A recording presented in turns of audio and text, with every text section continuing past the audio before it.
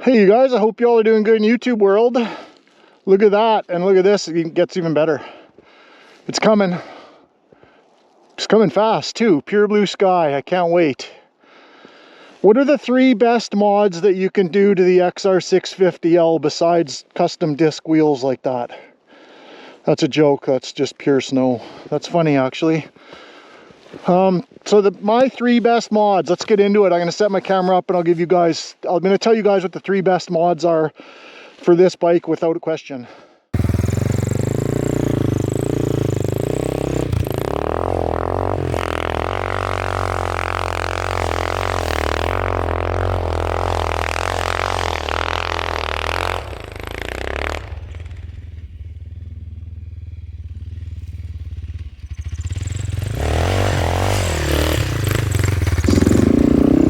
Typical day in Heddletown's world. This is it's about 6 to 8 inches up here, I guess. We're doing the old spin to win method. It's actually kind of digging through. We got some pretty funny drone footage I'll run for you guys, but second and third gear seems to dig through a little bit.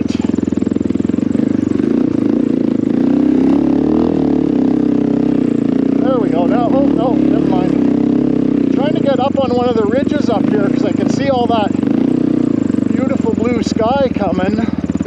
It's going to be epic shots here shortly.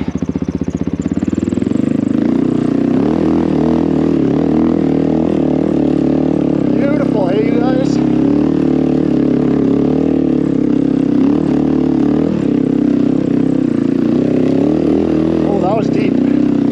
My little Talaria track from a few weeks ago, that's what that is. Oh, this is a lot of work.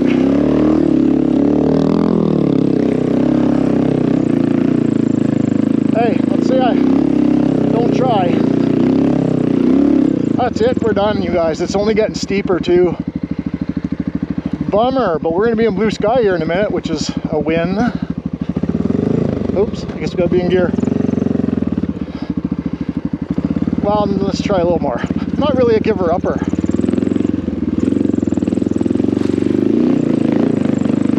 Yeah, we better give up. Frig. We'll wind up down in the ravine there and you won't be able to get back up. Beautiful. Beautiful, but we're done. Oh my gosh, you guys, that's a lot of work when you're fighting the bike like that. I mean, normally you don't fight it, but when you're in snow, you're definitely fighting it. And I ended up on my head over there, which you may have seen already from the drone shots, but that's pretty fun, I'm not gonna lie. It's a lot of work though. Just trying to get my kickstand to cooperate. There we go. Look at that. It's coming, check this out. It's been gray skies in my neck of the woods for quite a while. So it'll be nice to get all this, and they're calling for next week all sun, so I'll be doing lots of filming for you guys, but today this is what we're gonna do, you guys.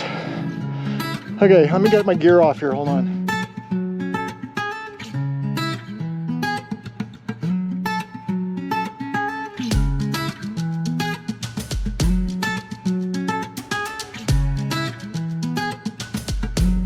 So yeah, you guys, like I was saying, the 3 best mods for the XR650L.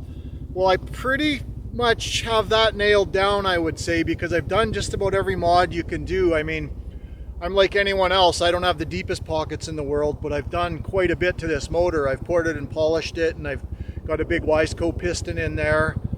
I put the kickstart on, I've done the 2nd and 5th gear in the transmission, and I've done all the basic stuff. But if you're just like probably 90% of the guys out there that have the 650Ls, they just want their bike to run a little better and sound a little better. So I would probably have to say the #1 thing I would do is put an exhaust on it, because I mean, that really goes for any motorcycle, right? Like, you want it to sound a little better and you want it to flow a little better, your exhaust, right? And I wouldn't just put a pipe on, I would put the whole matching system. And I'm a huge advocate for stick with the same brands because they're designed to work together. In other words, if you have an FMF header, get an FMF pipe. So like, don't mismatch stuff, because I mean, you can and it'll run fine, but it was designed on a dyno to be run together. That's how companies make their stuff, right? They make it work together. So if you're gonna go with another brand, just have matching stuff. It'll just make your life a lot better. But in saying that, I like the stock XR header because it's got the smaller diameter pipes, which gives you more back pressure, which gives you more bottom end. Same with the FMF pipes. When they made these, they made them pretty much match the stock XR header, like the diameter. In fact, this FMF one is a tiny bit smaller, about 1 millimeter smaller, so it works really, really well. Of course, bigger headers flows more exhaust, you get more top end, less bottom end. That's pretty simple math for that. But so that's probably the number one thing I would do. And the number two thing I would do, I would follow with the whole airflow thing, and I would do your air filter. I would probably go with a good quality foam filter. I mean, you could use whatever you want as long as it's better than stock, because they always cheap out with that. But I ran unis back in the day. They sponsored me when I was doing my riding professionally, so same with FMF. But uni makes great stuff, and don't get the knockoff uni, the ones from I think Australia or somewhere's overseas. That's a copycat. Uni is from Fullerton, California. Like that's the uni you want to go with, right?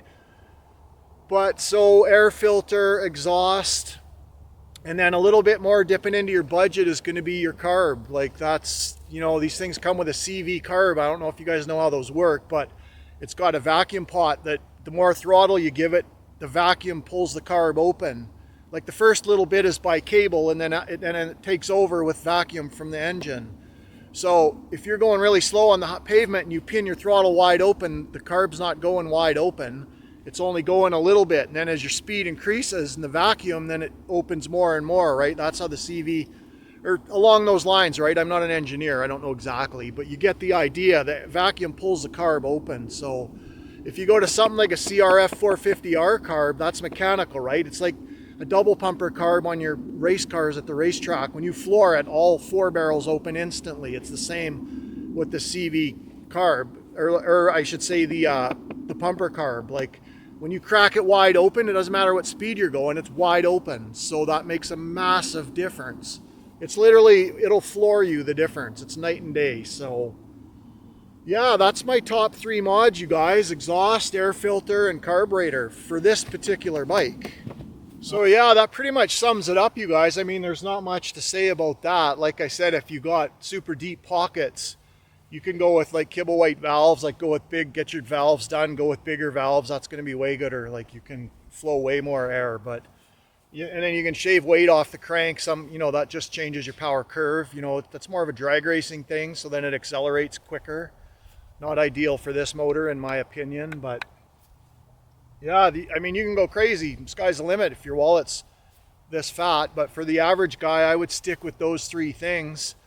I should probably also say it really depends on your riding style and your riding level. If you're a pro level rider, some guys would consider the first thing you should do is your suspension, because it doesn't matter how much power your bike makes. If it doesn't handle with old conventional forks, it handles like a Harley in the mountains. Like it's not.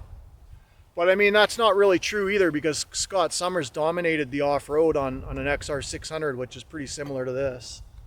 But if you go with like an upside down, modern forks like these, then you get a little better handling, you get more adjustability and stuff. So there's some give and takes depending on your riding level, but most guys that ride these are not, they're average riders or novice riders. So just stick with the exhaust, air filter, and the carb, and you're going to be so happy. Get your tires the way you want. Do some fine tuning on the suspension. Get the tires that you really like for your type of riding, and that's all you really need to do. I'm going to do a future video here pretty soon on this bike. I'm going to really break down like what I did and why I did it, stuff like this. Most guys don't need that, but I'll tell you why in an upcoming video, why you would want this. But so yeah, that's going to do it for me, you guys. Definitely hit this. Drop some comments. Let me know what mods you guys have done to your bikes and what has worked and what hasn't. I pretty much got mine dialed in the way I'd ever need it dialed in. So I got 2 spare motors as well. So I've got my XR, probably for the rest of my life I'll have it, but I do plan to build a monster motor one day with huge compression, huge piston, but right now this works so good, it's all I really need. So right on, you guys, do this, drop those, do that, let me know what's up. I'll see you guys in the next video. Bye.